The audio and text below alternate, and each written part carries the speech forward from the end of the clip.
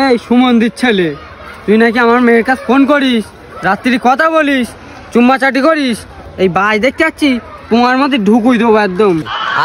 তা তুমি কি বলতে চাচ্ছ? এই খবরদার আমার মেয়ের কাছে জন্য ফোন করবি না তুই। ঠিক আছে চাচা, তুমি যাও, তুমি যেটা বলবে সেইটাই হবে। ঠিক আছে, কোথায় যেন মাথায় থাকে যেন। মন্দির ছেলে গাল টিপলি দুধ বেরোবে, আবার আমার মেয়ের সাথে প্রেম মারাচ্ছে। কি গো চাচা, লাঠি সোটানে কনে গেলে? আর বলো না ভাই, ওই পাশে সে মনিরুল না, ফক্কর মনিরুল, সারাদিন 24 ঘন্টা আমার মেয়ের কাছে ফোন করে, তাই একটু শাসাতে গেলাম। ও ওই পারে সেই মনিরুল, ওর তো জেরাক্সের দোকান, এখন জেরাক্সের বিশাল চাপ। তা তোমার মেয়ের সাথে কথা বলে কখন? কি বলছি তুই? তোমার জেরাক্সের দোকানটা তুমি আগে বলবা না? এখন তো তোমার গায়ে বাজার, তোমার মতন একটা জামাই খুঁজ দিলুম আমি।